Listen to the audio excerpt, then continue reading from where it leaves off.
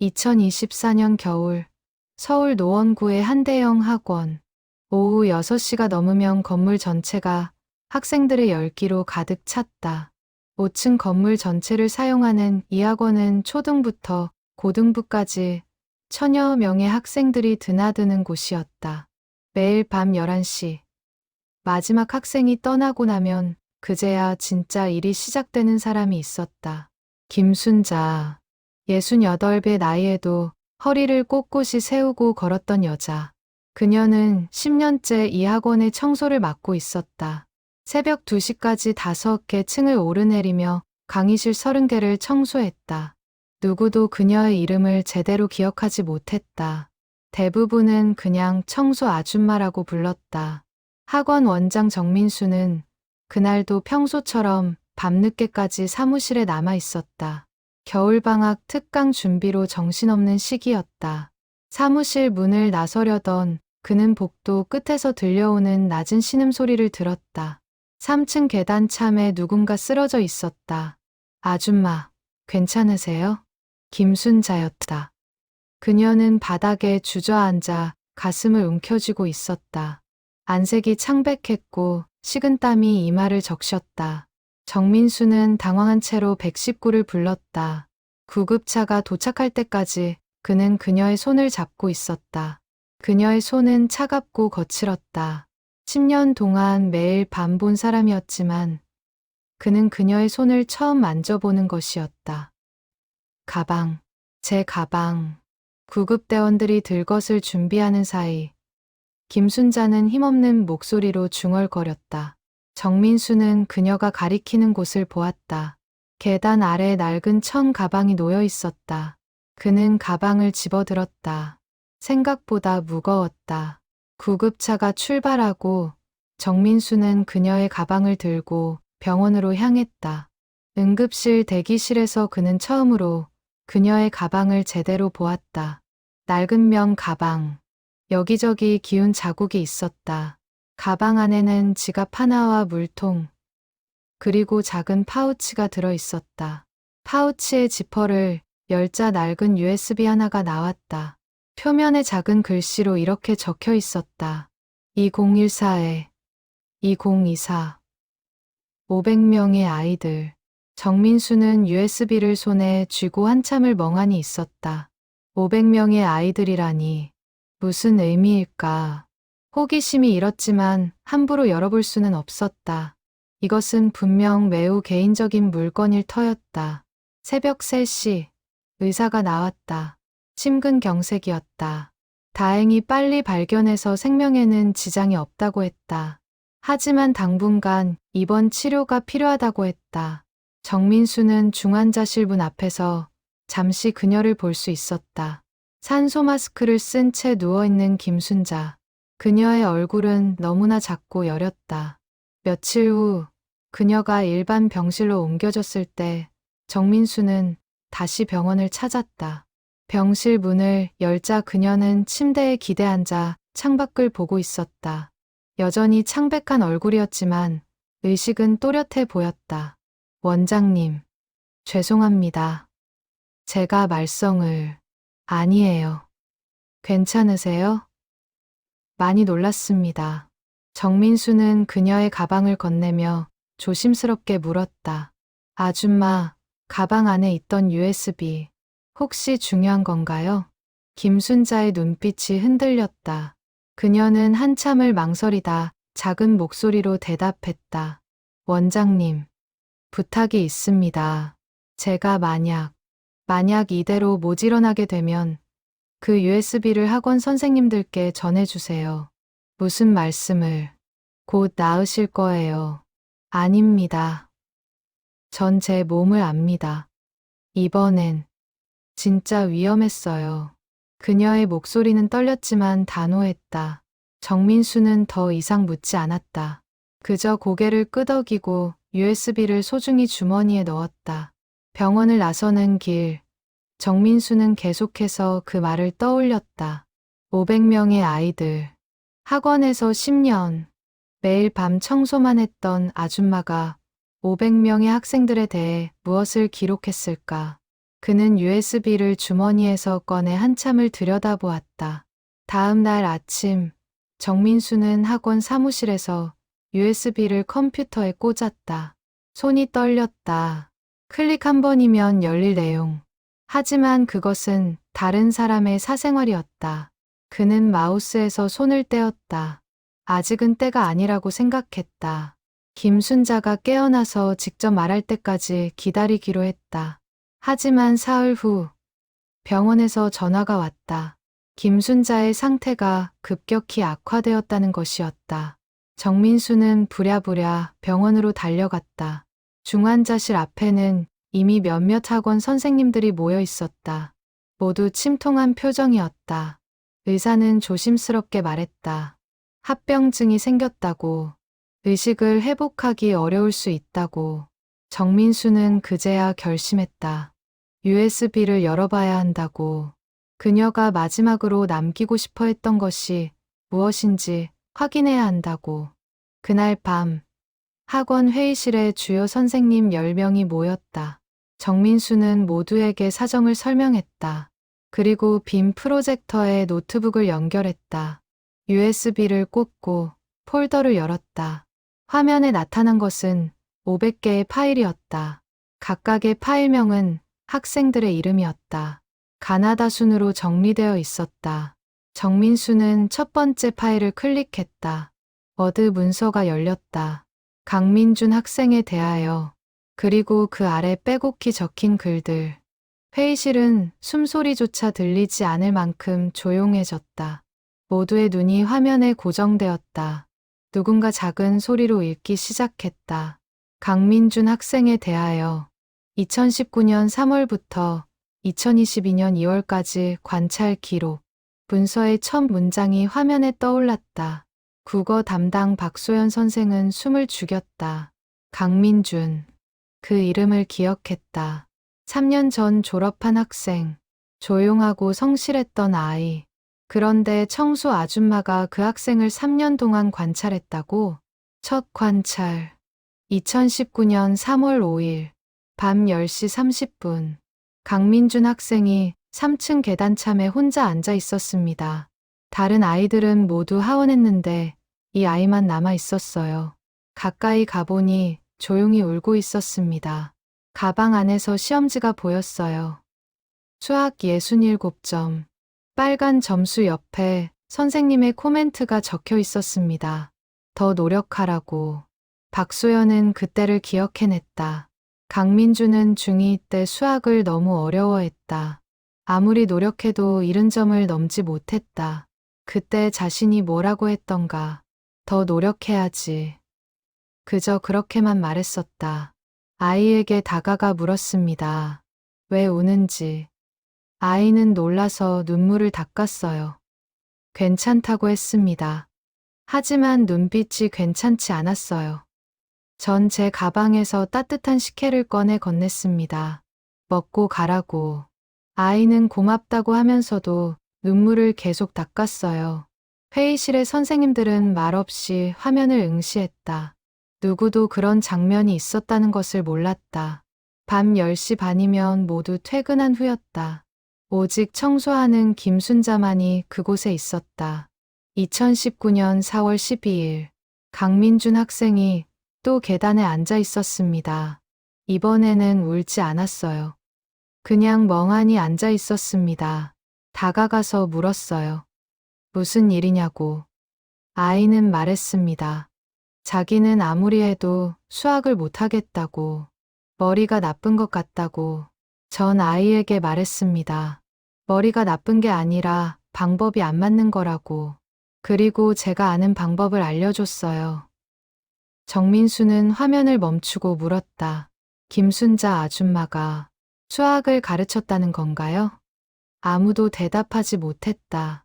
문서는 계속되었다. 전 젊었을 때 과외를 했었습니다. 대학을 못 갔지만 수학을 좋아했어요. 아이에게 기초부터 다시 설명해줬습니다. 밤 11시부터 12시까지. 일주일에 3번. 한 달 동안. 아이는 점점 이해하기 시작했어요. 눈빛이 달라졌습니다. 박소연은 그때를 떠올렸다. 5월 중간고사 때 강민준의 수학 점수가 갑자기 올랐다. 67점에서 85점으로. 자신은 그저 아이가 갑자기 노력한 결과라고만 생각했다. 칭찬 한마디 건넸던 기억이 났다. 이번엔 잘했네. 그게 전부였다. 2019년 5월 20일 중간고사 결과가 나온 날 강민준 학생이 저를 찾아왔습니다. 3층 청소를 하고 있는데 뛰어왔어요. 손에 시험지를 들고 85점이라고 보여줬어요. 아이의 얼굴이 너무 밝았습니다. 전 아이를 꼭 안아줬어요. 잘했다고, 정말 잘했다고. 아이가 제 품에서 울었습니다. 기쁨의 눈물이었어요. 회의실이 조용했다. 몇몇 선생님의 눈가가 붉어졌다. 수학 담당 이철수 선생이 작은 목소리로 말했다. 그때 제가 강민준이를 칭찬했었는데 아이가 울컥하더라고요. 왜 그러나 했는데 문서는 3년치의 기록으로 이어졌다. 강민준이 고등학교에 진학한 후에도 가끔 학원을 찾아와 김순자에게 근황을 전했다는 내용. 대학 입시를 앞두고 다시 수학이 어려워졌을 때 밤늦게 학원에 남아 김순자에게 질문했던 일들. 그리고 마지막 기록. 2022년 2월 28일 강민준 학생이 합격 소식을 전하러 왔습니다. 공대에 합격했다고. 수학 성적이 좋아서 장학금도 받는다고. 아이는 제게 편지를 줬어요. 읽어보니 눈물이 났습니다. 아이는 이렇게 썼습니다. 청소 아줌마 덕분에 수학을 포기하지 않았다고. 진짜 선생님은 아줌마였다고. 전 그 편지를 아직도 가지고 있습니다. 제 인생에서 받은 가장 소중한 선물입니다. 정민수는 다음 파일을 열었다. 김서연 학생에 대하여 또 다른 이야기가 시작되었다. 2016년부터 2019년까지의 기록. 왕따를 당하던 중학생 소녀. 아무도 모르게 화장실에서 울던 아이. 김순자는 그 아이를 발견하고 매일 밤 이야기를 들어줬다는 내용이었다. 김서연 학생은 친구들에게 따돌림을 당했습니다. 이유는 집이 가난하다는 것. 아이는 명품 가방도 없고 좋은 옷도 없었어요. 아이들은 그런 서연이를 무시했습니다. 전 매일 밤 서연이와 이야기했어요. 가난은 부끄러운 게 아니라고. 오히려 그런 환경에서 공부하는 내가 더 대단하다고. 아이는 조금씩 자신감을 되찾았습니다. 담임을 맡았던 최은정 선생이 손으로 입을 막았다. 김서연. 그 아이를 기억했다. 조용하고 소극적이던 아이. 그런데 고3이 되면서 갑자기 달라졌다. 적극적으로 변했고 성적도 크게 올랐다. 자신은 그저 아이가 철이 든 거라고만 생각했다. 그 뒤에 이런 이야기가 있었다니. 세 번째 파일, 네 번째 파일. 정민수는 계속해서 파일을 열었다. 모든 파일이 비슷한 형식이었다. 학생의 이름, 관찰 기간, 그리고 그 학생이 겪었던 어려움들과 김순자가 어떻게 도왔는지에 대한 기록. 가정 폭력을 당하던 학생에게 상담 기관을 연결해준 이야기. 아버지를 잃고 방황하던 학생에게 매일 밤 따뜻한 음식을 챙겨준 이야기. 진로를 고민하던 학생에게 자신의 경험담을 들려준 이야기. 왕따를 당하던 학생을 몰래 지켜보고 위로해준 이야기. 500명. 10년 동안 500명의 학생들. 김순자는 단 한 명도 놓치지 않았다. 밤 11시부터 새벽 2시까지. 청소를 하면서도 눈과 귀를 열어두었다. 계단참에 주저앉은 아이, 화장실에서 우는 아이, 복도에서 한숨 쉬는 아이. 그녀는 그 모든 순간을 놓치지 않았다. 회의실은 완전한 침묵에 휩싸였다. 10명의 선생님 중 절반이 울고 있었다. 정민수도 눈가를 닦았다. 10년 동안 같은 공간에서 일했지만 그들은 김순자를 전혀 몰랐다. 그녀가 얼마나 대단한 사람인지, 얼마나 많은 아이들을 구했는지. 밤이 깊어갔지만 아무도 자리를 뜨지 않았다. 정민수는 계속해서 파일들을 열었다. 각각의 파일이 하나의 인생이었다. 500개의 파일은 500개의 이야기였다. 그리고 모든 이야기의 중심에 김순자가 있었다. 박준혁 학생에 대하여 2017년 9월부터 2020년 6월까지 이 아이는 ADHD를 가지고 있었습니다. 수업 시간에 집중하지 못하고 자꾸 돌아다녔대요. 선생님들도 힘들어했고 친구들도 귀찮아했습니다. 아이는 그걸 알고 있었어요. 자기가 문제라는 걸. 어느 날 밤, 아이가 5층 옥상문 앞에 서 있었습니다. 문은 잠겨 있었지만 아이의 표정이 너무 위험해 보였어요. 영어 담당 김민지 선생이 박준혁을 떠올렸다. 수업 시간마다 말썽이었던 아이. 하지만 착한 아이였다. 자신도 통제가 안 된다며 미안해하던 모습이 기억났다. 그 아이가 옥상문 앞에 서 있었다니. 전 아이를 데리고 1층 로비로 내려왔습니다. 따뜻한 우유를 끓여주고 한참을 이야기했어요. 아이는 울면서 말했습니다. 자기는 왜 이렇게 태어났냐고. 왜 다른 애들처럼 못하냐고. 전 아이를 안아줬어요. 그리고 말했습니다. 넌 잘못된 게 아니라 특별한 거라고. 내가 가진 에너지를 다른 곳에 쓸 방법을 찾으면 된다고. 김순자는 그날 이후 박준혁과 매일 밤 15분씩 시간을 가졌다. 아이의 에너지를 발산할 방법을 함께 찾았다. 청소를 도와주게 하고, 무거운 짐을 나르게 하고, 계단을 뛰어오르게 했다. 육체적으로 에너지를 쓰고 나면 아이가 조금 더 차분해진다는 것을 발견했다. 6개월 후 박준혁 학생이 달라졌습니다. 여전히 활발했지만 통제 가능한 수준이 되었어요. 아이는 자기 몸을 다루는 법을 배웠습니다. 그리고 무엇보다 자기 자신을 받아들이는 법을 배웠어요. 고등학교에 진학한 후 아이는 체육을 전공하겠다고 했습니다. 좋은 선택이었어요. 아이의 에너지가 빛을 발할 곳을 찾은 겁니다. 다음 파일은 더 놀라운 내용이었다. 정수민 학생에 대하여 2015년 3월부터 2024년 현재까지. 정수민. 현재 학원에서 학생 상담 보조, 교사로 일하고 있는 25살 청년. 정민수는 정수민을 잘 알았다. 대학을 졸업하고 이 학원으로 돌아와 일하고 있는 모범적인 청년. 정수민 학생을 처음 만난 건 2015년이었습니다. 아이는 중1이었고 부모님이 이혼 직후였어요. 아버지는 재혼해서 새 가정을 꾸렸고 어머니는 우울증으로 입원했습니다. 아이는 외할머니 손에서 자랐어요. 그런데 외할머니마저 돌아가셨습니다. 2015년 7월, 아이는 완전히 무너졌어요. 정민수는 정수민의 그런 과거를 전혀 몰랐다. 밝고 긍정적인 청년의 이면에 그런 아픔이 있었다니. 문서는 계속되었다. 정수민 학생이 자살을 시도했습니다. 2015년 8월 3일 새벽, 학원 화장실에서 손목을 그었어요. 제가 청소를 하다가 발견했습니다. 피를 많이 흘린 상태였어요. 전 119를 부르고 아이를 안았습니다. 아이는 제 품에서 울었어요.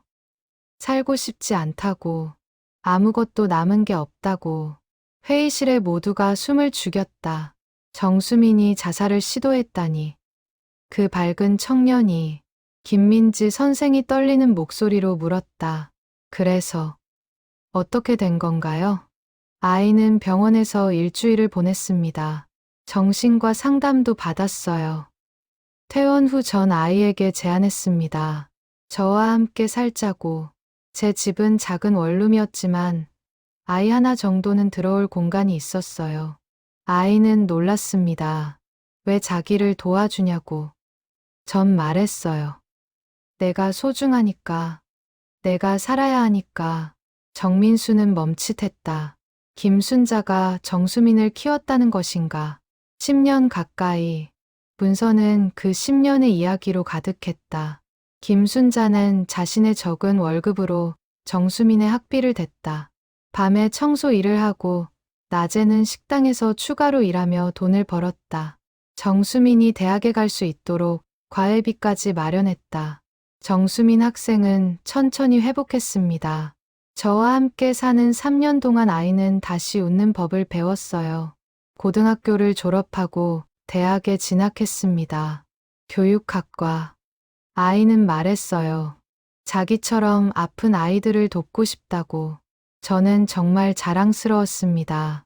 2022년 정수민 학생이 대학을 졸업했습니다.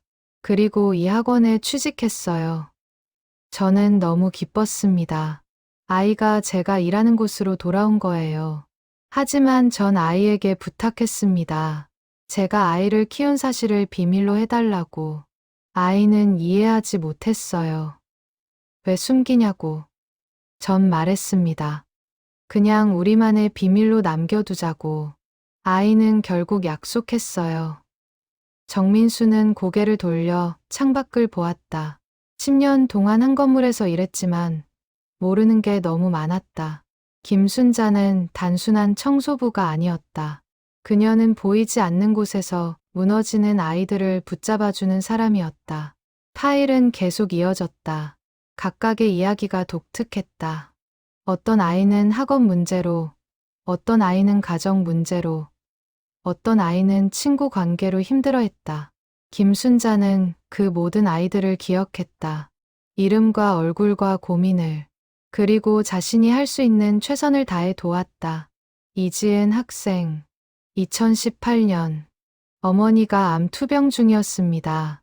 아이는 학원에 오면서도 병원 생각만 했어요.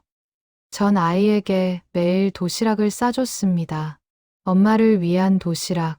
아이는 그걸 가지고 병원에 갔어요. 어머니는 결국 돌아가셨지만 아이는 말했습니다.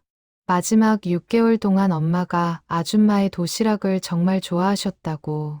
최민호 학생. 2020년. 아버지가 사업 실패로 자살했습니다. 아이는 충격으로 학교에 나오지 못했어요. 전 아이 집을 찾아갔습니다. 한 달 동안 매일 아이에게 밥을 해주고 이야기를 들어줬어요.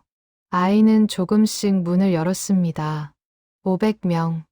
각각의 파일이 한 생명이었다. 김순자는 그 500개의 생명을 10년 동안 지켜봤다. 청소를 하면서도, 걸레질을 하면서도, 계단을 닦으면서도 그녀의 눈은 항상 아이들을 향해 있었다. 새벽 2시가 되었다. 회의실의 선생님들은 모두 지쳐 보였다. 하지만 아무도 일어나지 않았다. 정민수는 마지막 파일을 열었다. 저에 대하여. 김순자 자신에 대한 기록이었다. 저에 대하여. 김순자. 1956년생. 2024년 현재 68살. 화면에 떠오른 첫 문장. 정민수는 심호흡을 했다. 이 파일은 다른 파일들과 달랐다. 학생들에 대한 관찰이 아닌 자신에 대한 고백이었다. 김순자가 왜 이런 일을 했는지에 대한 이야기. 전 1974년에 고등학교를 졸업했습니다. 성적은 좋았어요. 대학에 갈 수 있었습니다. 하지만 가지 못했어요. 아버지가 반대하셨거든요. 여자가 무슨 대학이냐고. 시집이나 잘 가라고. 전 울면서 공장에 취직했습니다. 18살에 저는 꿈이 많았는데 그 모든 것을 포기해야 했어요.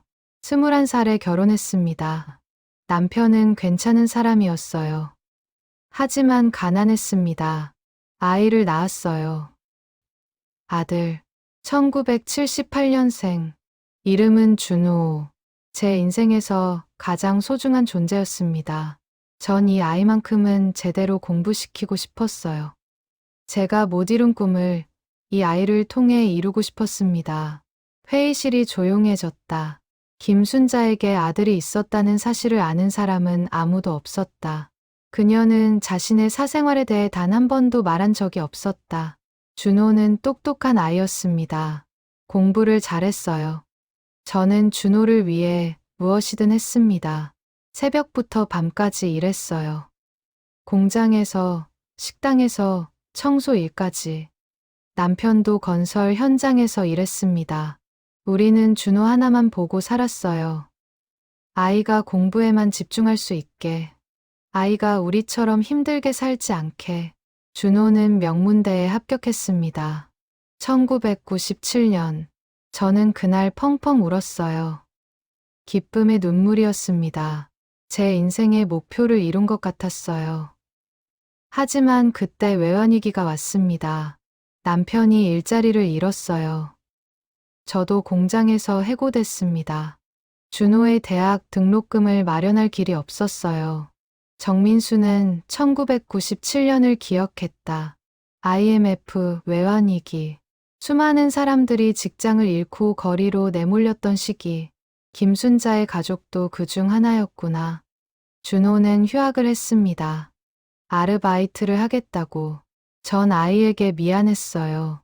하지만 달리 방법이 없었습니다. 남편은 술을 마시기 시작했어요. 좌절감 때문이었어요. 저는 더 많이 일했습니다. 청소일, 식당일, 무엇이든 했어요. 1998년 겨울, 준호가 군대에 갔습니다. 입대 전날 아이가 말했어요. 제대하면 복학하지 않겠다고. 돈을 벌어서 동생을 공부시키고 싶다고.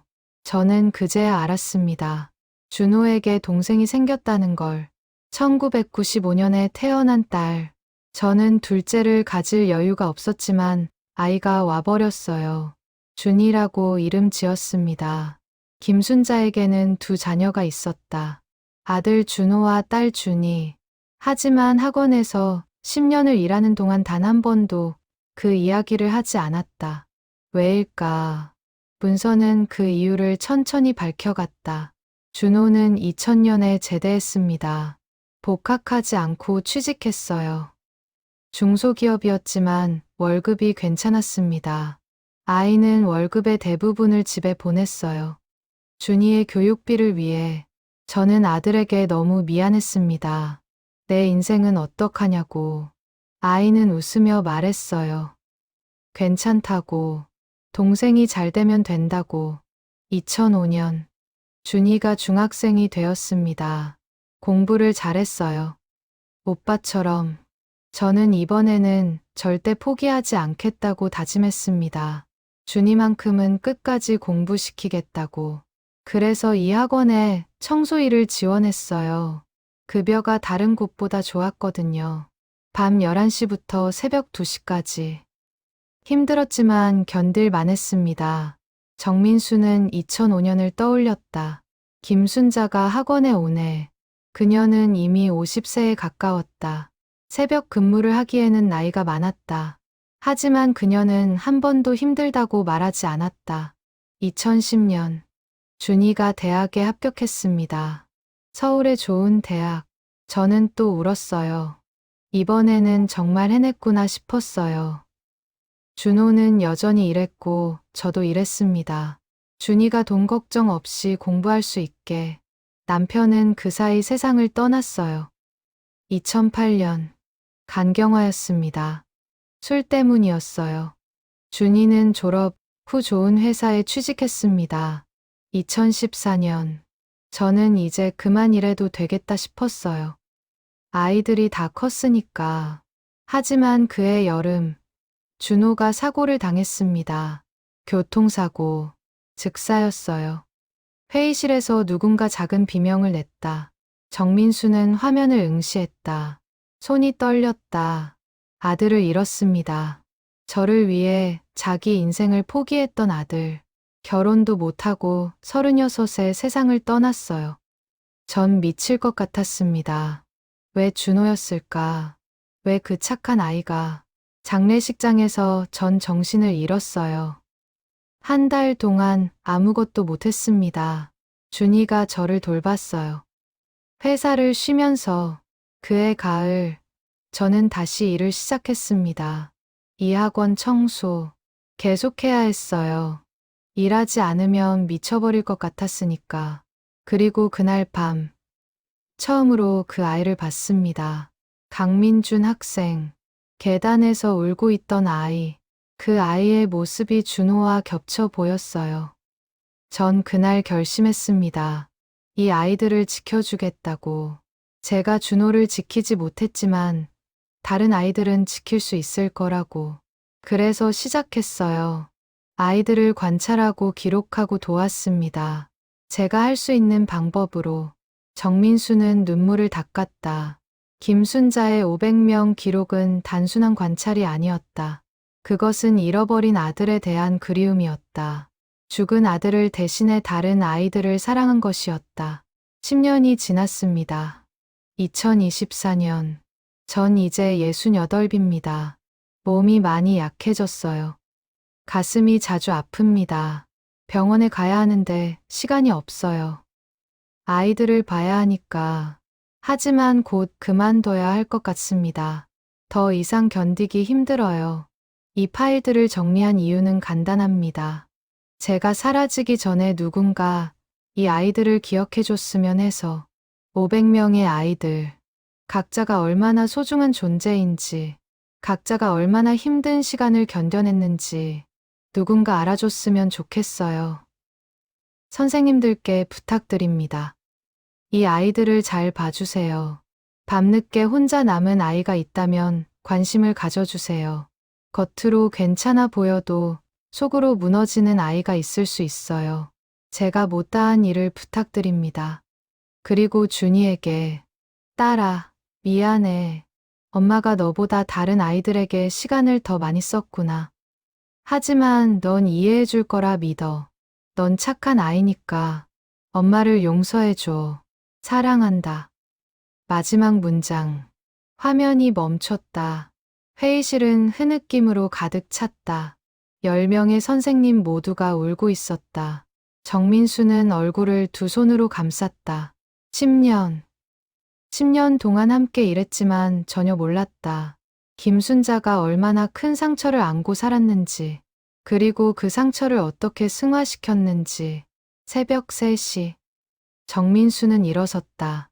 지금 당장 병원에 갑니다. 다 같이. 아무도 반대하지 않았다. 10명의 선생님이 차에 나눠 타고 병원으로 향했다. 새벽 4시. 병원 중환자실 앞은 텅 비어 있었다. 정민수와 선생님들이 도착했을 때 간호사가 놀란 표정으로 물었다. 이 시간에 무슨 일이냐고. 정민수는 김순자를 만나러 왔다고 말했다.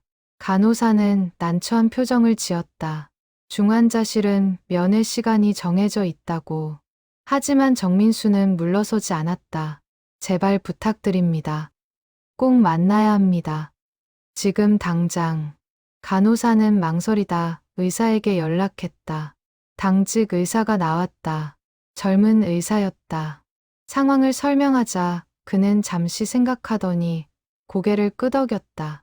환자분이 의식을 회복했습니다. 1시간 전에요. 아직 약하시지만 대화는 가능합니다. 들어가시되 오래 계시면 안 됩니다.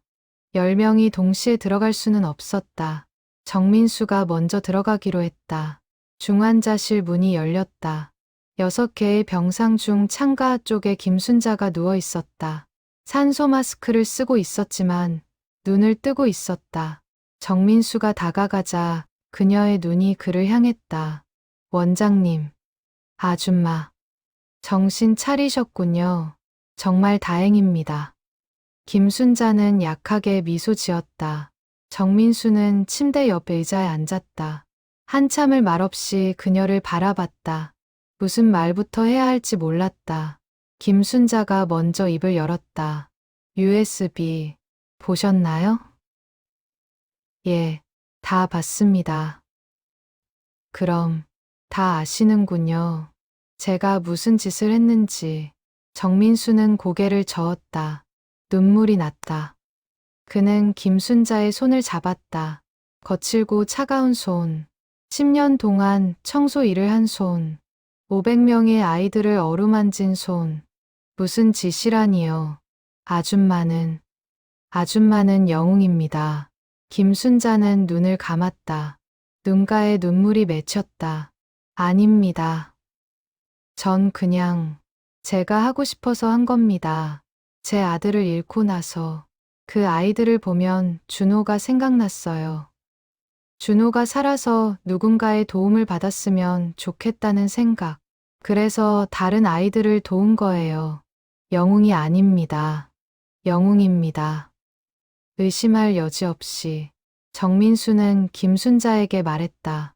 오늘 밤 선생님들이 모두 파일을 봤다고, 모두가 울었다고, 그리고 모두가 고맙다고 전해달라고 했다고. 아줌마 덕분에 우리가 놓쳤던 아이들을 아줌마가 구했습니다. 우리는 몰랐어요. 밤 11시 이후에도 학원에 남은 아이들이 있다는 것을, 계단에서 우는 아이들이 있다는 것을, 화장실에서 자해하는 아이들이 있다는 것을. 우리는 수업만 하고 집에 갔어요. 하지만 아줌마는 남았죠. 새벽까지. 그 아이들을 지키기 위해 김순자는 울었다. 산소 마스크 아래로 흐느낌이 들렸다. 정민수는 그녀가 울음을 멈출 때까지 조용히 손을 잡고 있었다. 한참 후 김순자가 작은 목소리로 물었다. 준이는 제 딸은 알까요? 엄마가 이런 일을 했다는 걸 곧 알게 될 겁니다. 제가 연락처를 찾아서 전화하겠습니다. 아니에요. 아직은 말하지 마세요. 준이는 제가 그냥 청소 일만 한다고 알고 있어요. 다른 얘기는 한 적 없어요. 딸이 알면 미안해할까봐. 정민수는 이해했다. 김순자는 딸에게조차 자신의 일을 숨겼다. 딸이 부담을 느낄까봐, 딸이 자책할까봐. 알겠습니다. 아줌마가 원하실 때 말씀하세요. 그때 간호사가 들어왔다. 시간이 다 됐다고. 정민수는 일어서며 마지막으로 말했다. 아줌마, 한 가지만 약속하세요. 꼭 나으셔야 합니다. 우리 학원에는 아직 아줌마가 필요합니다. 아니, 그 아이들에게 아줌마가 필요합니다. 김순자는 고개를 끄덕였다. 정민수는 중환자실을 나왔다. 복도에서 기다리던 선생님들이 일제히 물었다. 어떤가고. 정민수는 웃으며 말했다. 의식을 회복하셨습니다. 곧 나아지실 거예요. 선생님들이 안도의 한숨을 쉬었다.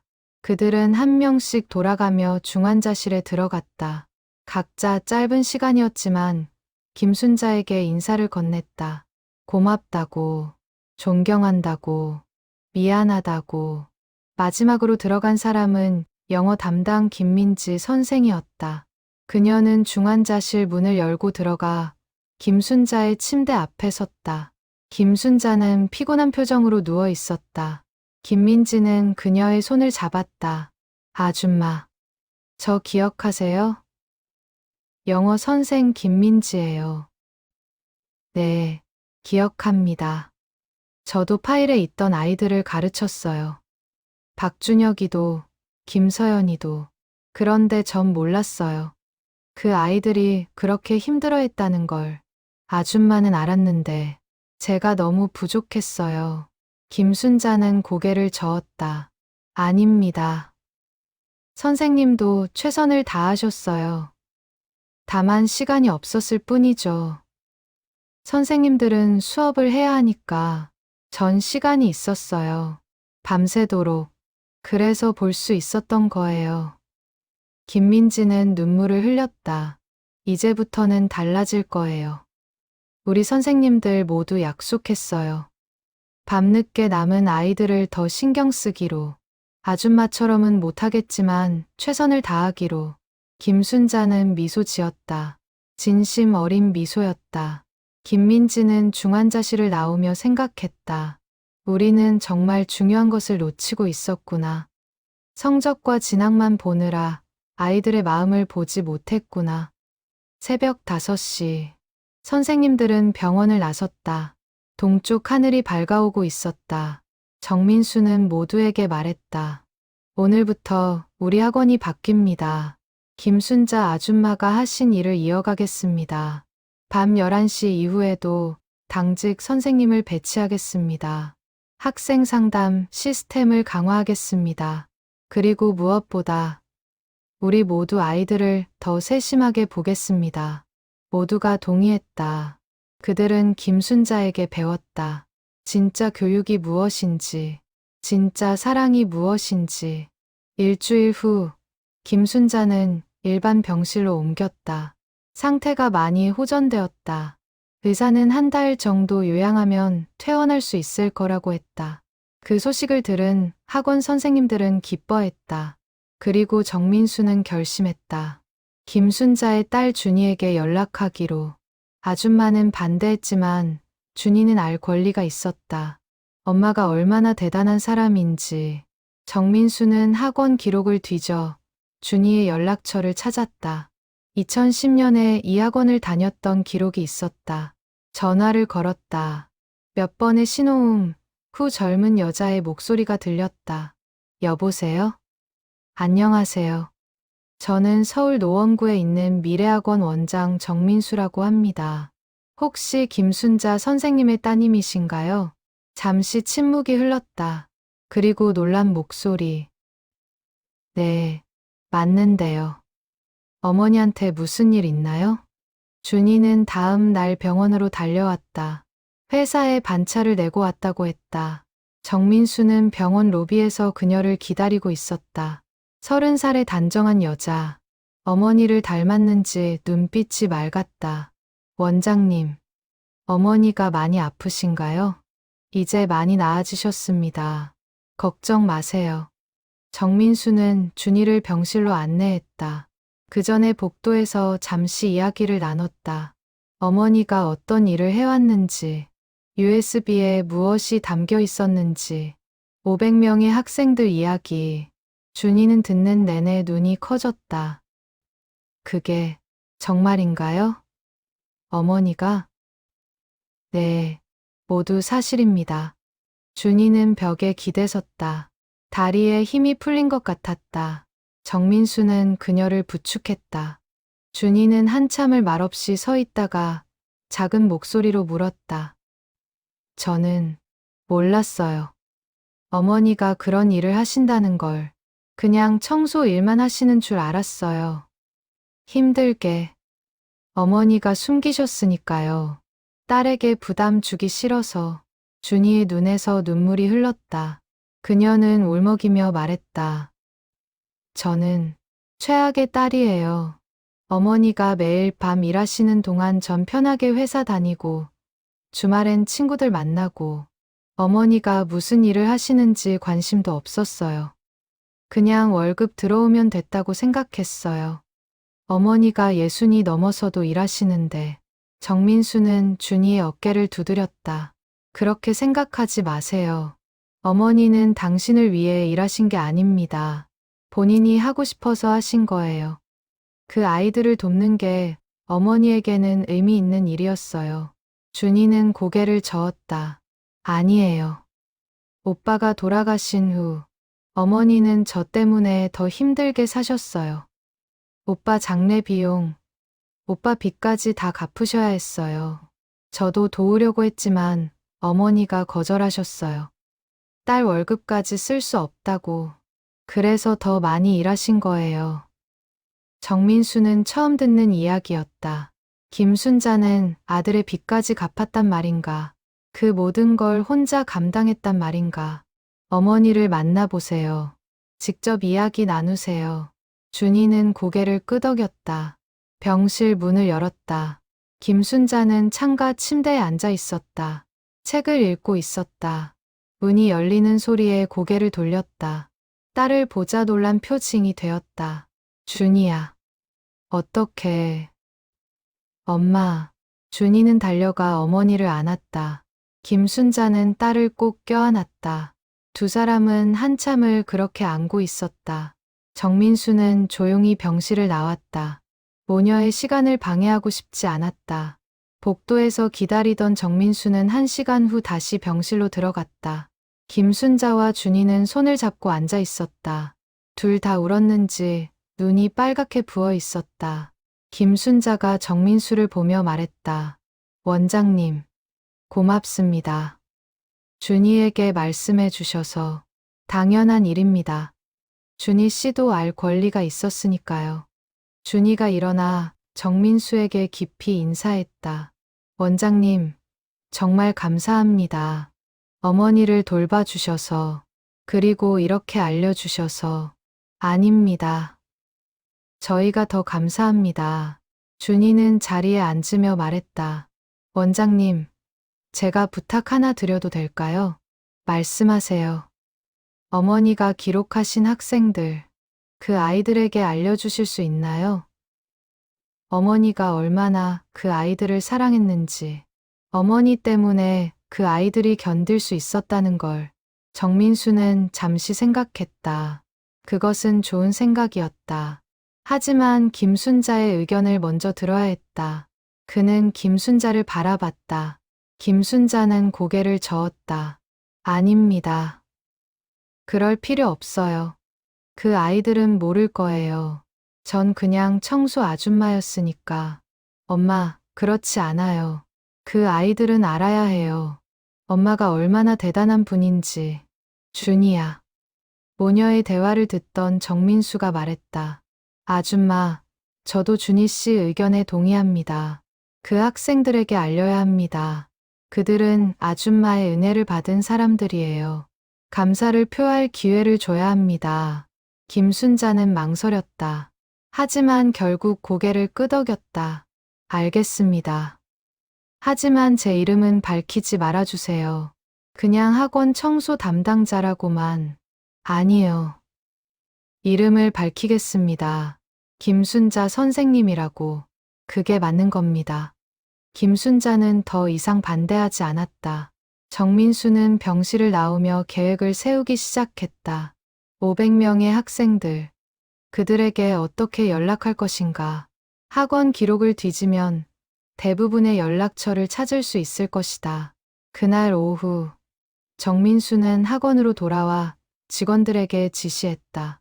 지난 10년간 학원을 다녔던 모든 학생들의 연락처를 정리하라고. 가능하면 현재 연락처를 찾아내라고. 직원들은 의아해하며 물었다. 무슨 일이냐고. 큰 일을 준비하고 있습니다. 곧 알게 될 거예요. 일주일 동안 정민수와 직원들은 연락처를 정리했다. 500명 중 450명의 연락처를 찾아냈다. 일부는 해외로 이민을 갔거나 연락이 두절된 경우였다. 하지만 대부분은 찾을 수 있었다. 정민수는 공지문을 작성했다. 짧고 간결하게. 하지만 진심을 담아서 안녕하세요. 미래학원 원장 정민수입니다.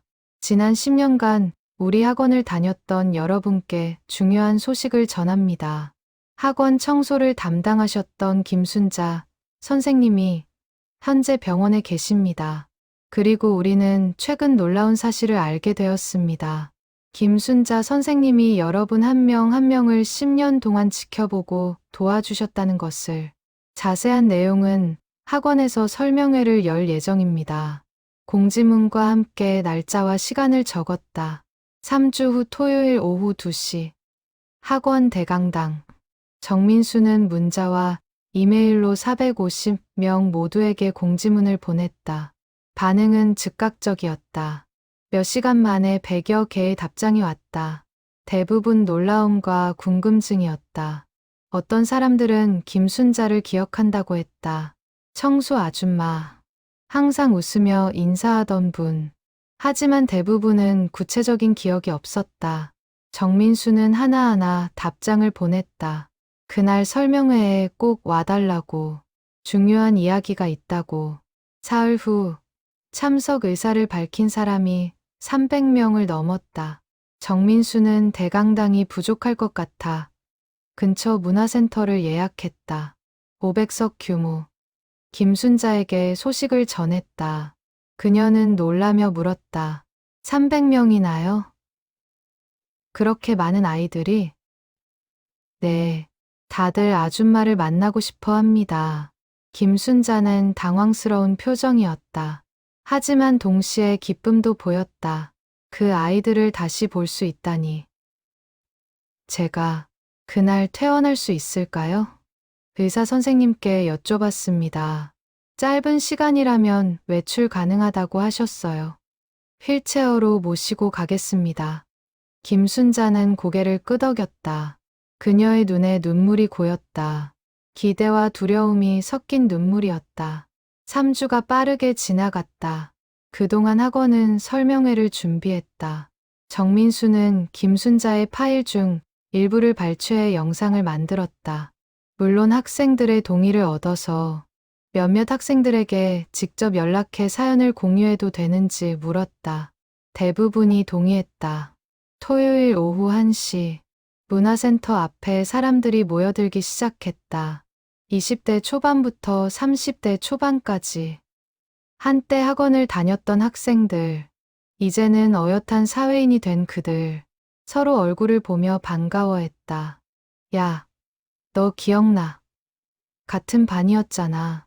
오랜만이다. 잘 지냈어? 문화센터 로비는 동창회 분위기였다. 하지만 모두의 얼굴에는 궁금증이 가득했다. 도대체 무슨 일인지, 청소 아줌마가 무엇을 했다는 건지. 2시 정각, 문화센터 대강당 문이 열렸다. 350명이 들어와 자리에 앉았다. 예상보다 많은 인원이었다. 무대 위에 정민수가 올라왔다. 마이크를 잡고 인사했다. 안녕하세요. 미래학원 원장 정민수입니다. 오늘 이렇게 많은 분들이 와주셔서 감사합니다. 여러분은 10년 전 혹은 몇 년 전 우리 학원을 다녔던 학생들입니다. 그리고 오늘 여러분께 특별한 이야기를 들려드리려 합니다. 대강당이 조용해졌다. 모두의 시선이 무대에 집중되었다. 정민수는 김순자에 대해 설명하기 시작했다. 10년 동안 학원 청소를 맡았던 분, 밤 11시부터 새벽 2시까지 일했던 분, 그리고 그 시간 동안 학생들을 지켜봤던 분. 김순자 선생님은 여러분 한 명 한 명을 기록했습니다. 500명. 각자의 이름과 고민과 아픔을, 그리고 그 아이들을 돕기 위해 최선을 다하셨습니다. 스크린에 영상이 떠올랐다. 강민준의 이야기. 수학을 못해서 울던 중학생. 김순자가 밤마다 가르쳐준 이야기. 85점을 받고 기뻐하던 이야기. 대강당에서 누군가 작은 소리로 외쳤다. 저예요. 강민준이에요. 앞쪽 자리에 앉아있던 청년이 손을 들었다. 26살쯤 되어 보이는 청년. 정민수는 그를 무대로 초대했다. 강민준은 떨리는 걸음으로 무대에 올라왔다. 저는 그때 정말 힘들었어요. 수학이 너무 싫었고 저 자신이 바보 같았어요. 근데 청소하시던 아줌마가 저를 도와주셨어요. 매일 밤. 전 그때는 몰랐어요. 아줌마가 얼마나 대단한 분인지. 강민준의 목소리가 떨렸다. 대강당의 사람들이 박수를 쳤다. 강민준은 마이크를 잡고 말을 이었다. 아줌마 덕분에 저는 수학을 포기하지 않았어요. 그리고 공대에 갔고 지금은 엔지니어로 일하고 있어요. 제 인생의 전환점이었어요. 아줌마를 만난 게. 다음은 김서연의 이야기였다. 왕따를 당했던 소녀. 김순자가 매일 밤 이야기를 들어줬던 이야기. 대강당 뒤쪽에서 여자가 일어났다. 김서연이었다. 그녀는 앞으로 걸어 나왔다. 울고 있었다. 저도 기억해요. 아줌마가, 청소 아줌마가 제게 말씀하셨어요. 가난은 부끄러운 게 아니라고. 오히려 그런 환경에서 공부하는 게 대단한 거라고. 그 말 덕분에 저는 견딜 수 있었어요. 김서연은 무대에 올라 마이크를 건네받았다. 전 지금 초등학교 선생님을 하고 있어요.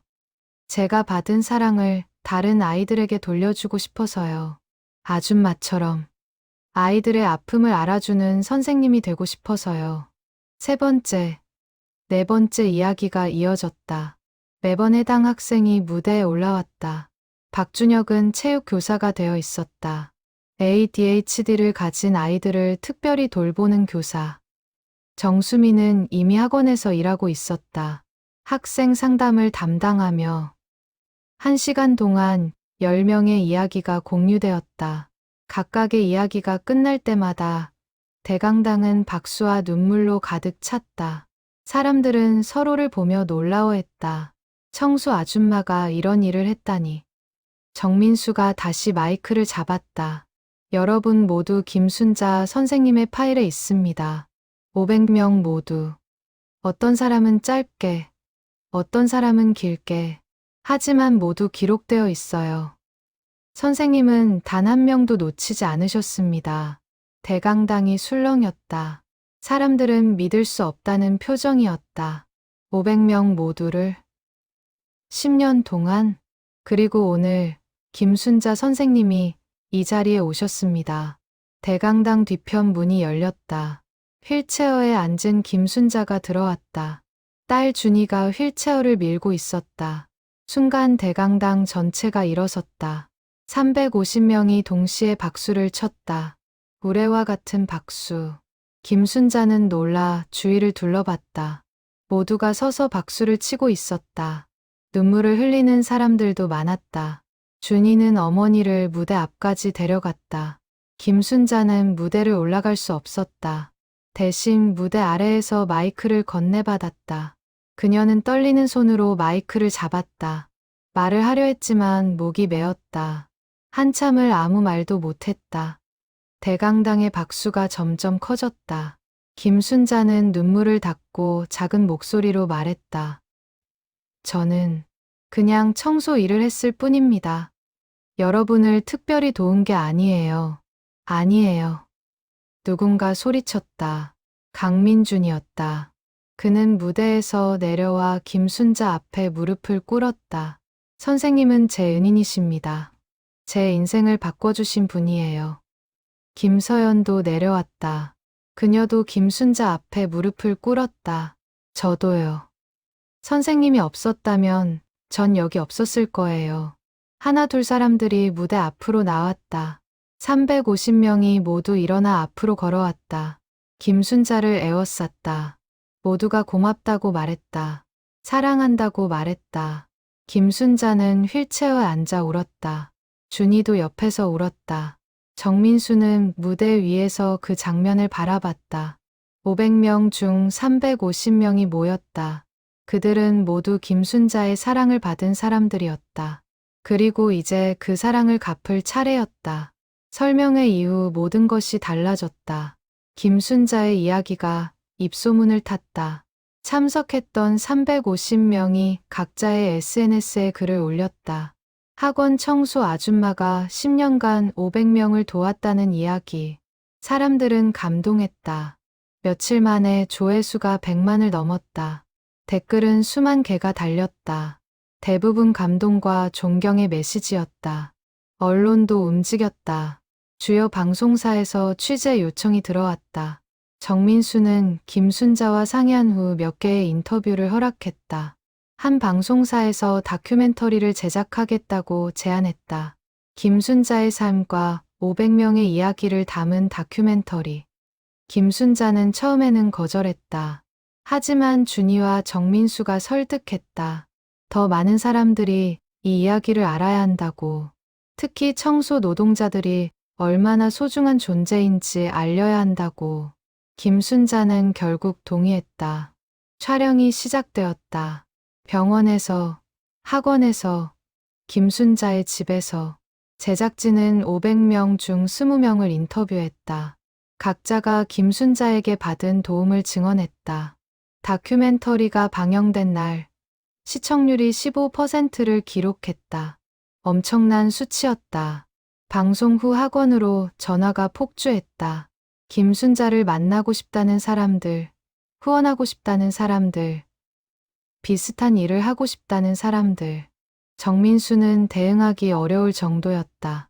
그는 김순자와 상의해 작은 재단을 만들기로 했다.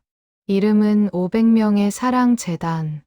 목적은 어려운 청소년들을 돕는 것, 김순자의 정신을 이어가는 것. 재단 설립 소식이 알려지자 후원금이 몰려들었다. 첫 달에만 3억 원이 모였다. 대부분 소액이었다. 10,000원, 5만 원씩. 평범한 사람들이 보낸 돈. 김순자의 이야기에 감동받은 사람들. 김순자는 퇴원 후 재단 사무실에 출근했다. 물론 일주일에 사흘만. 건강이 완전히 회복된 건 아니었으니까. 그녀는 재단에서 청소년 상담을 맡았다. 자신이 가장 잘할 수 있는 일. 학원도 바뀌었다. 정민수는 야간 당직 시스템을 도입했다. 밤 11시 이후에도 선생님 한 명이 남아서 학생들을 돌봤다. 계단에 앉아 있는 아이, 화장실에서 우는 아이, 혼자 남은 아이, 그들을 놓치지 않기 위해 학생 상담실도 확대했다. 정수민이 상담실장이 되었다. 그는 자신의 경험을 살려 아픈 아이들을 도왔다. 김순자에게 배운 대로 귀 기울여 듣고 안아주고 희망을 주는 것. 몇 달 후 500명 중 400명이 모임을 만들었다. 이름은 순자의 아이들. 그들은 한 달에 한 번씩 모여 근황을 나눴다. 그리고 김순자를 초대해 함께 시간을 보냈다. 어느 모임에서 강민준이 제안했다. 우리도 아줌마처럼 누군가를 도웁시다. 우리가 받은 사랑을 다른 사람에게 전합시다. 모두가 동의했다. 그들은 각자의 분야에서 멘토링을 시작했다. 강민주는 수학을 못하는 중학생들을 무료로 가르쳤다. 김서연은 왕따 당하는 아이들을 상담했다. 박준혁은 ADHD 아이들을 돌봤다. 400명이 움직이자 파급력은 엄청났다. 1년에 2,000명의 청소년들이 도움을 받았다. 모두 무료였다. 순자의 아이들은 돈을 받지 않았다. 김순자처럼 그냥 주는 것이었다. 김순자는 그 모습을 보며 울었다. 기쁨의 눈물이었다. 자신이 심은 씨앗이 이렇게 큰 나무가 되었구나. 500명이 4,000명을 도왔다. 그리고 그 4,000명이 또 다른 사람들을 도울 것이다. 사랑은 이렇게 퍼져나가는 것이었다. 어느 날 준이가 어머니를 찾아왔다. 손에 작은 상자를 들고 상자를 열자 USB가 들어 있었다. 김순자가 놀라 물었다. 이게 뭐니? 제 USB예요.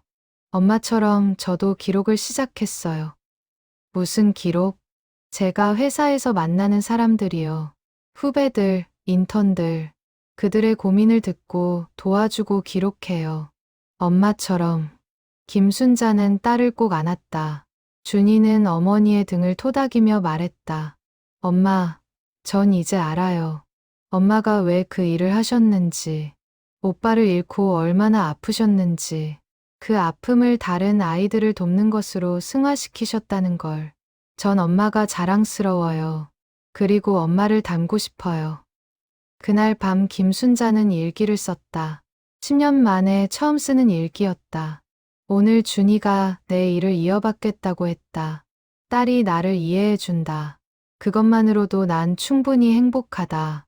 준호야, 내가 하늘에서 보고 있니? 엄마는 잘 살고 있어. 내가 못다한 인생을 다른 아이들을 통해 살고 있어. 그래서 행복해. 정말 행복해. 김순자는 일기장을 덮고 창밖을 바라봤다. 별이 빛나고 있었다.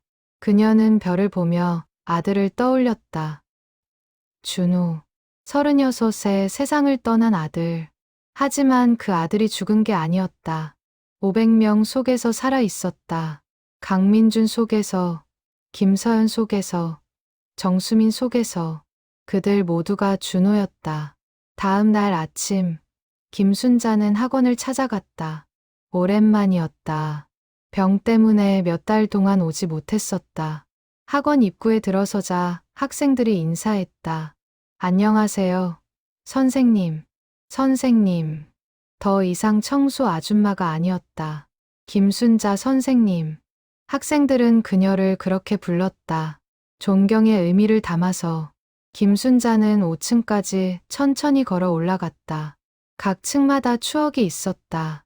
1층 로비에서 정수민을 처음 만났던 날, 3층 계단에서 강민준을 발견했던 날, 5층 복도에서 김서연과 이야기했던 날, 옥상 문을 열었다. 서울의 하늘이 펼쳐졌다. 맑은 하늘. 김순자는 난간에 기대 서서 하늘을 바라봤다. 바람이 불었다. 따뜻한 봄바람. 준호야, 고마워. 내가 떠나고 난 너무 슬펐어. 하지만 그 슬픔이 나를 여기까지 데려왔구나. 500명의 아이들을 만나게 해줬어. 그 아이들 덕분에 엄마는 다시 살 수 있었어. 이제 엄마는 괜찮아. 정말 괜찮아. 김순자는 눈을 감았다. 아들의 얼굴이 떠올랐다. 웃고 있는 얼굴. 그녀는 미소 지었다. 김순자의 이야기는 한국을 넘어 세계로 퍼져나갔다. 한 국제통신사가 기사를 내보냈고 그것이 번역되어 여러 나라로 전파되었다. 500명을 구한 청소부. 제목만으로도 사람들의 마음을 움직였다. 미국의 한 대학에서 김순자를 초청했다. 명예 박사 학위를 수여하고 싶다고. 김순자는 황당해했다. 대학도 못 간 자신에게 박사 학위라니. 하지만 대학 측은 진지했다. 그녀의 삶 자체가 교육이었다고. 그녀가 보여준 사랑이 어떤 논문보다 가치 있다고. 김순자는 준이와 함께 미국으로 갔다.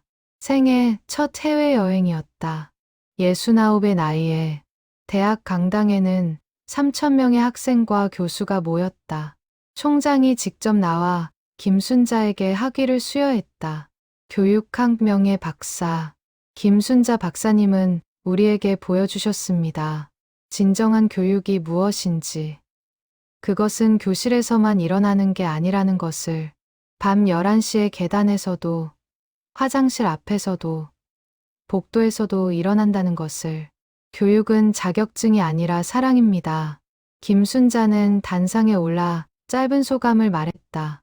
영어를 못해서 통역을 통해서였지만 그녀의 진심은 모두에게 전달되었다. 저는 특별한 사람이 아닙니다. 그냥 아픈 아이들을 보면 그냥 지나칠 수 없었을 뿐입니다. 제 아들을 잃었기에 다른 아이들이 더 소중했어요. 여러분도 할 수 있습니다. 주변을 보세요. 아픈 사람이 있다면 손 내밀어 주세요. 그게 전부입니다. 강당은 기립박수로 가득 찼다. 한국으로 돌아온 김순자는 더 바빠졌다. 강연 요청이 쏟아졌다. 학교에서, 기업에서, 정부 기관에서 모두 김순자의 이야기를 듣고 싶어 했다. 김순자는 선별적으로 응했다. 주로 학교와 사회복지, 기관을 선택했다. 돈을 받지 않았다. 그녀에게 중요한 건 메시지였다. 모든 사람이 누군가의 김순자가 될 수 있다는 것. 어느 고등학교 강연에서 한 학생이 질문했다. 선생님, 왜 그렇게 하셨어요? 힘들지 않으셨어요? 김순자는 잠시 생각하다 대답했다. 힘들었어요. 매일 밤 새벽까지 일하는 게 쉽지 않았죠. 나이도 많았고. 하지만 그 아이들을 보면 힘이 났어요. 아이들의 눈빛이 바뀌는 걸 보면 피로가 사라졌어요. 그게 제 보상이었어요.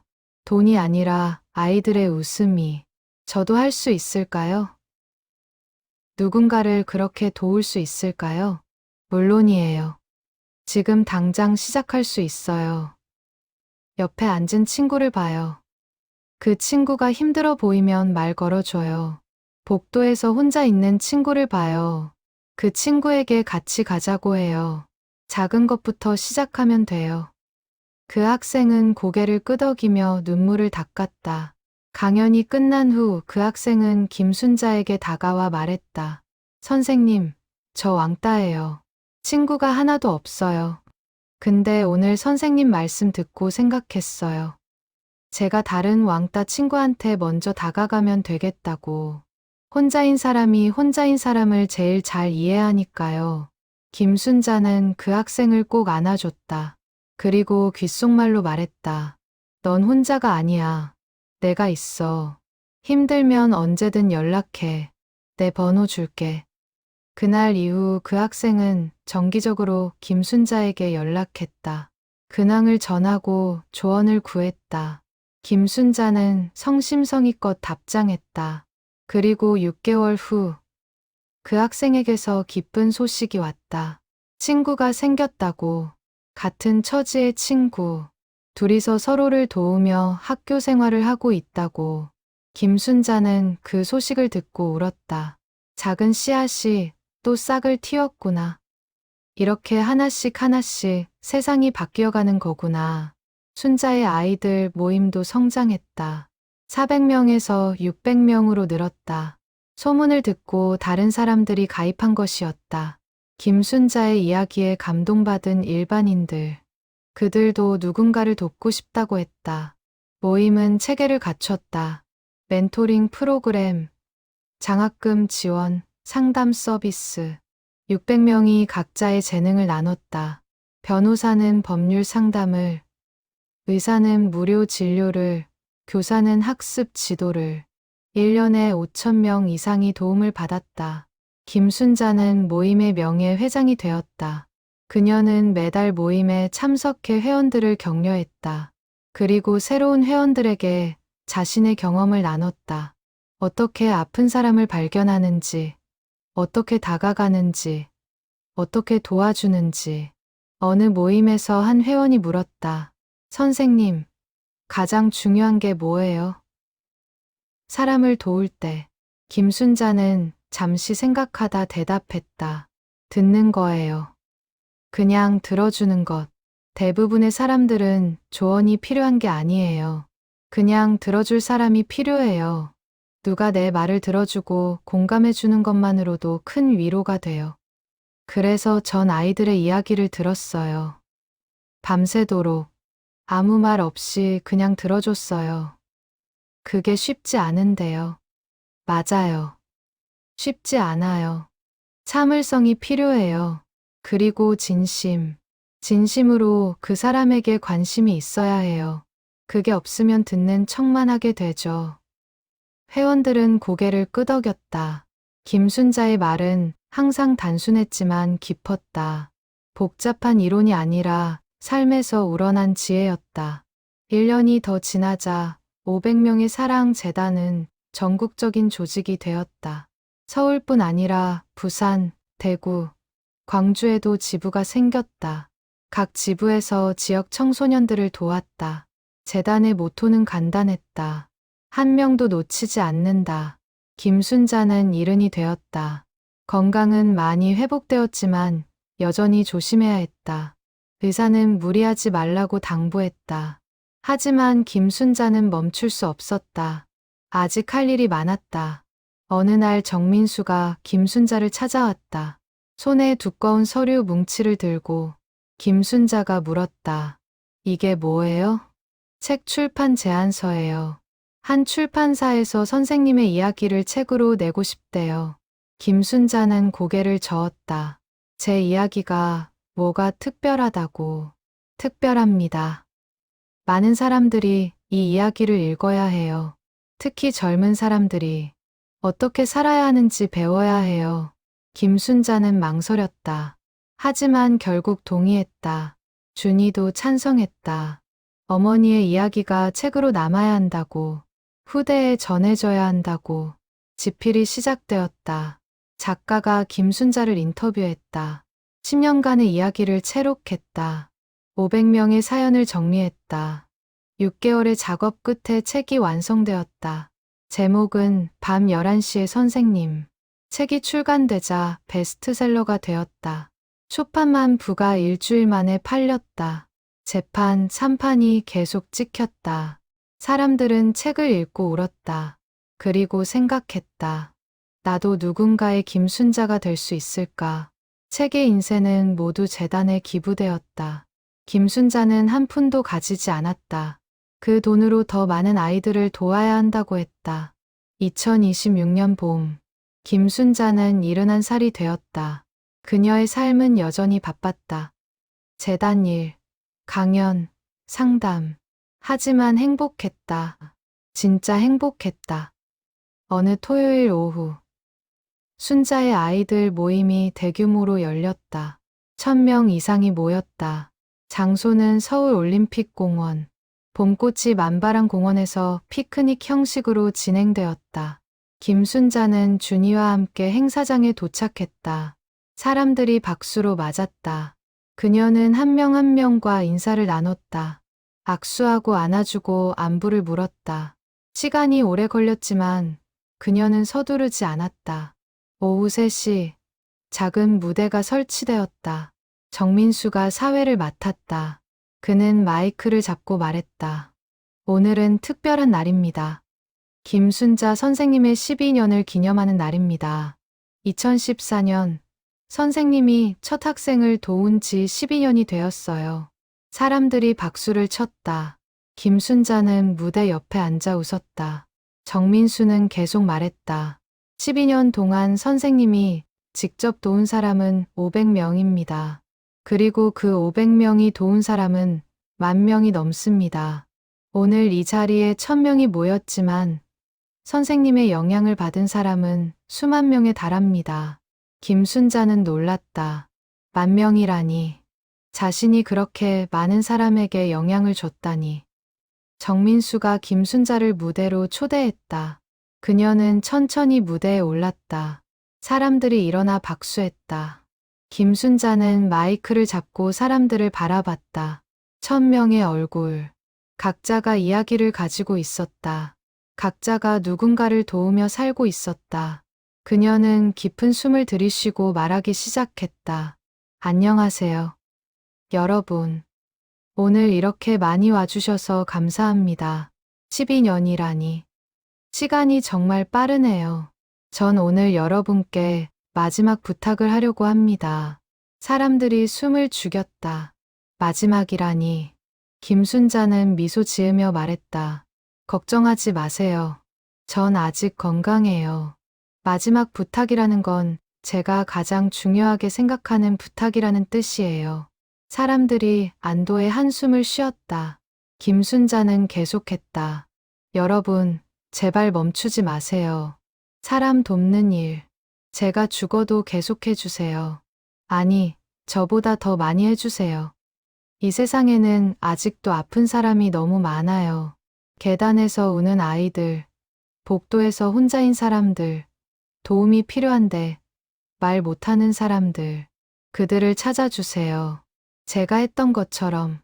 김순자의 목소리가 떨렸다. 그녀는 눈물을 닦고 말을 이었다. 전 운이 좋았어요. 제 아들을 잃었지만 500명의 아들과 딸을 얻었어요. 여러분이 제 아이들이에요. 그리고 여러분이 돕는 그 사람들도 제 아이들이에요. 우리는 하나의 큰 가족이에요.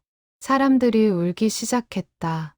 김순자는 손으로 눈물을 닦으며 마지막 말을 했다. 사랑은 죽지 않아요. 퍼져나가요. 여러분이 사랑하면 그 사랑이 다른 사람에게 가요. 그리고 그 사람이 또 다른 사람을 사랑해요. 끝이 없어요. 그게 제가 배운 거예요. 그러니 계속하세요. 사랑을. 멈추지 마세요. 무대 아래에서 강민준이 일어났다. 그는 큰 소리로 말했다. 선생님, 약속드립니다. 평생 이 일을 하겠습니다. 김서연도 일어났다. 저도요. 제가 가르치는 아이들에게 선생님의 사랑을 전하겠습니다.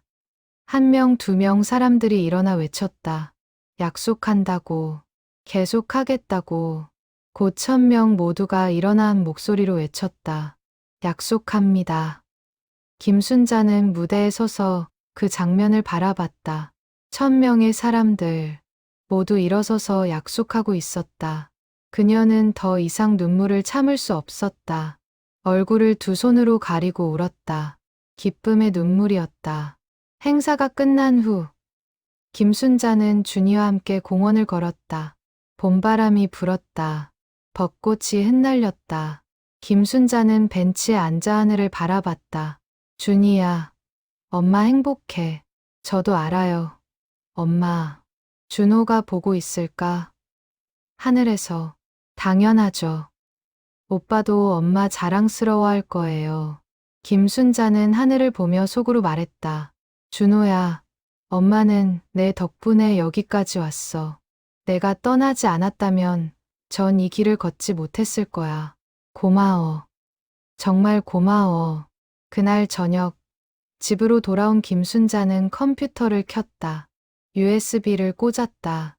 500명의 파일이 여전히 그곳에 있었다. 그녀는 새 폴더를 만들었다. 이름은 501번째 이야기. 폴더를 열고 새 문서를 만들었다. 그리고 타이핑하기 시작했다.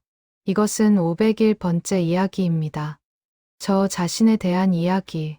김순자, 1956년생, 2026년 현재 71살. 전 500명의 아이들을 도왔습니다. 그리고 그 아이들이 저를 구했습니다. 제 인생에서 가장 아팠던 시기에 그 아이들이 저에게 이유를 줬어요.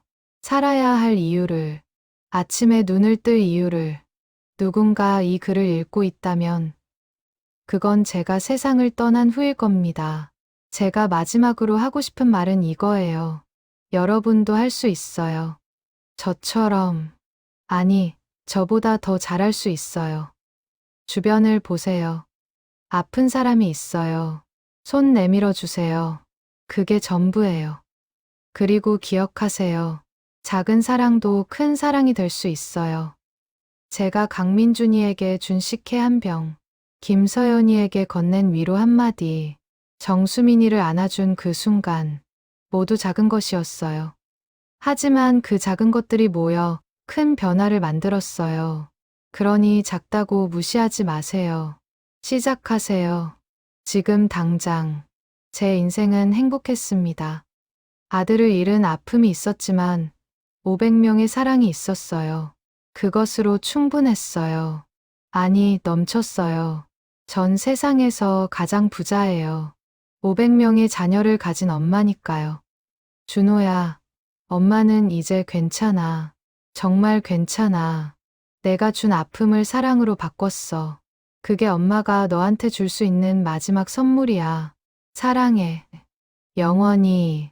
김순자는 문서를 저장하고 컴퓨터를 껐다. 그리고 침대에 누웠다. 창밖으로 달빛이 들어왔다. 그녀는 눈을 감았다. 미소를 지으며.